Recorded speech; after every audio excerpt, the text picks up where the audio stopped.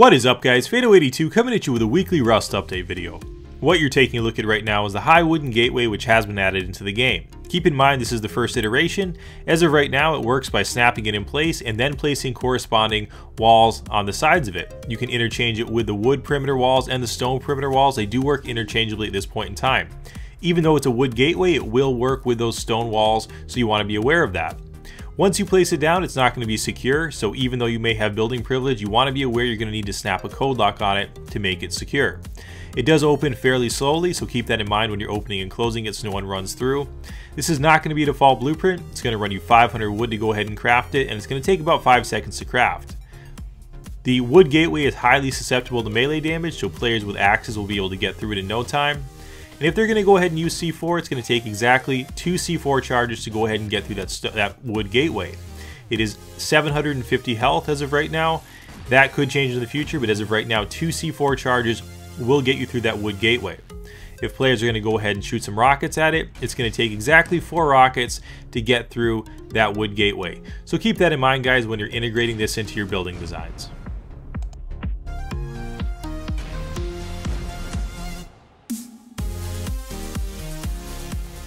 And this week's iteration of Rust has brought with it some aesthetic changes to some view models in the game. In particular, the torches look a lot more alive, the flames are much more dynamic, and this is really cool to see. Torches have been central to Rust since its first incarnation, and it's really cool to see that model get a lot more love. In addition, guys, you're going to notice that the oil geyser, the oil crater, looks a bit different too. It now bubbles up with oil, which makes it look more like a living and breathing part of the world, and that's really cool to see.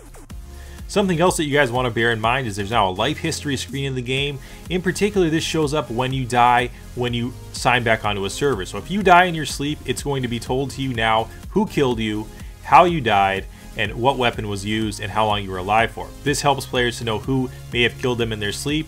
This is a bit of a contentious point.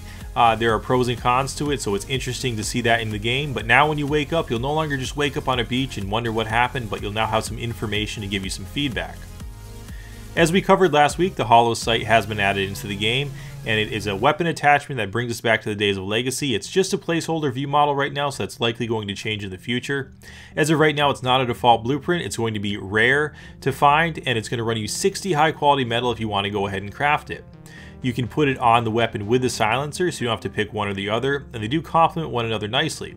When you put it on the weapon, it is going to help you to increase your accuracy in that when you use it, it is much easier to pinpoint your shots. It does offer you some degree of zoom. Mainly it's a laser pointing targeting system which allows you to stay on target when your gun jerks, but it does allow you some degree of magnification as well, as you can see by looking at this cardboard box here. You'll notice it's not a huge difference, but the letters do appear to be a little bit more magnified when you're looking through that Holo sight. From using the Holo sight, guys, last week and this week, we can tell you that it has improved. The reticle on it moves around a little bit less, so it's much more improved than we saw last week, and last week it was working pretty well, so that's saying quite a bit. From using it, it definitely makes your weapon more accurate. You're able to land shots in a much more predictable fashion. You can put shots on a player's chest and have a nice grouping, or you can go for the headshots with it. The weapons that it seemed to work the best on were the AK, which you're going to be wanting to use a lot, and also on the bolt action rifle in terms of making long distance shots.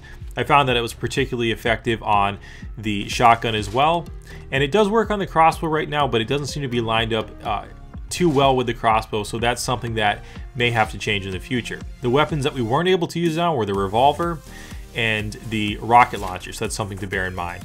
In addition, guys, the iron sights have received a lot of love in this week's iteration of Rust, and you'll notice that the lines of sight on it are a little bit different. There are now 2 points of aim, 2 points of view on the weapons, and this is much needed in the game. The gunplay has been tightened up quite a bit. This is really important, guys, because guns are used a lot in Rust. That's not to say that Rust is just a first-person shooter, that's not a survival game, and that it doesn't have other aspects, but gunplay is a large part of Rust. There's no doubt about that. As you can see, looking at the gun without the Holo sight, there's a big difference in terms of where you're placing your shots. But looking down the new iron sights with the new aim points here, you'll notice that it is easier to land shots. I found it to be much easier and much more predictable. So that's something that you guys are going to really enjoy in this week's iteration of Rust.